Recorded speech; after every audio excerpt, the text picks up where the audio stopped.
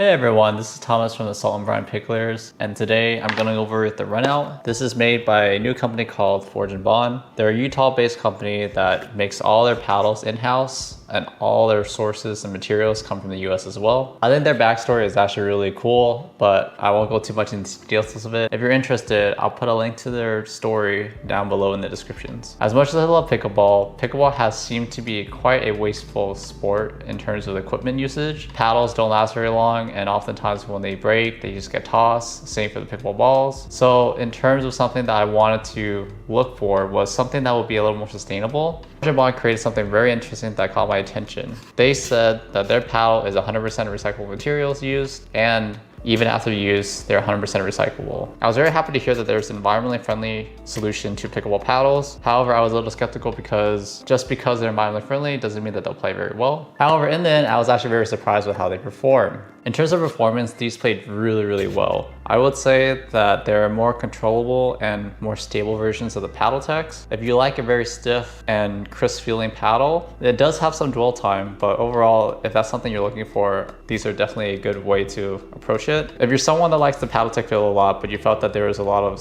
dead spots and you wanted something a little more with the forgiveness and a better sweet spot, you probably want to look for this. In terms of firepower, these are definitely more in the all-court regarding to drives. So around the level of a Carbon True Foam Genesis, in my opinion. It's like around the lower end of power, but in terms of pop, it does have a lot. You definitely will feel a lot more of the poppiness when you're trying to get those volleys or if you're trying to dink a bit. I felt like it was a pretty manageable level of pop in my opinion though. So I would definitely put this near the bottom category of power and pop. However, I would say that they have a little more pop than paddles like the 11624 and the True Foam Genesis. In terms of spin, there's a decent amount of grit onto these paddles, but there's not a lot. So I would say it's around the average. It's definitely a bit more than the Yolas right now, but it could wear down. In terms of dwell, there's not that much dwell, so you can't chafe the ball as much as something like the 11624 in my opinion, or the Carbon True Foam Genesis. In terms of controllability, because these are 12.7 millimeters, you don't get that much dwell, and it's a lot stiffer with a poppy feel. So for those that want a little more of a easier reset, it might be a little bit harder. You're kind of using a lot of the pop to kind of like guide the ball for your resets and dinks. Pretty much like how the paddle techs play though. In terms of overall performance, I would actually give these a 3 out of 5. I think they're very good paddles. However, they don't have the same level of firepower that a lot of people would probably want to lean towards in the end, like the Yola Pro 4s. They are solid. You do have everything you would want, so I would put them at a 3 out of 5. In terms of the durability though, these are pretty durable based on the constructions I'm seeing from the science behind them, along with the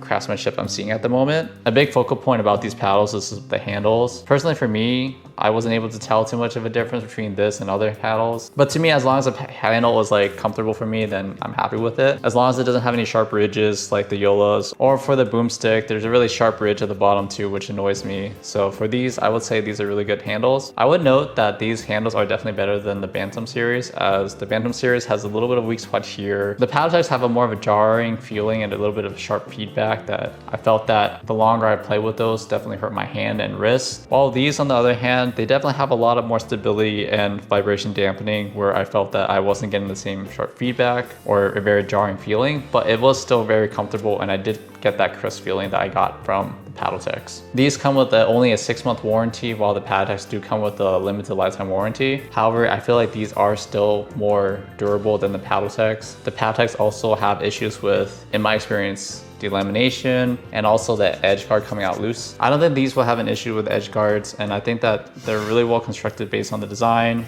They're not heated from what I understand either, so I feel like the durability of these will last a lot longer, but I'll put an asterisk for it for now just because there's not much data points on these at the moment. So I'll give these ones a durability of 4 out of 5 with an asterisk at the moment. These are going for $200 right now, but after discount codes, I think they go down to $180, but you do get a 7-day trial. So if you don't like it, you can go ahead and return it. When I look at the value of these paddles, I look at based on the performance they provide along with the price point. I think that these are pretty good, but because they're hitting around the 200, 180 range, there's a lot of competitions right now for these type of paddles. Not only can you get something that is very popular now with the Gen 4s. You have the Locos and you have the Honolulus, which I feel are really good high performance paddle with a lot of pop and power. You have a lot more pop and power options if you're looking for that. But at the same time, if you're looking for something a little more controlled, then you can look for something a lot cheaper, like the enhanced Gen 4.5, which I think it goes for $150. If you don't want the Gen 4 foam paddles or the Gen 3 feels, but you want a specific crisp one, this one's competing against the Paddletech and the Chorus Phoenix. I think those three are all on the stiff slash specific feel of the Gen 1, Gen 1.5 type of feel, where you have a very crisp feeling, but it's not like a very trampoline-y kind of type. So in terms of value, I put these at a 3 out of 5, which is average to me. So closing thought I've had about this paddle is I do like these a lot. They do feel very stable and they're actually very fun in my opinion. The feel is very nice. I do like this feeling a lot. However, I don't see myself playing with this type of paddle for a long term, or nor do I plan on playing it if I'm playing in a serious competitive match. Reason being is more of a preference in my opinion. I prefer something that's a little more dwelly, so that way I'll be able to shape and control the ball a lot better. I also prefer something with a little more pop and power. Another thought I had about these paddles is the way that these paddles with a very thin design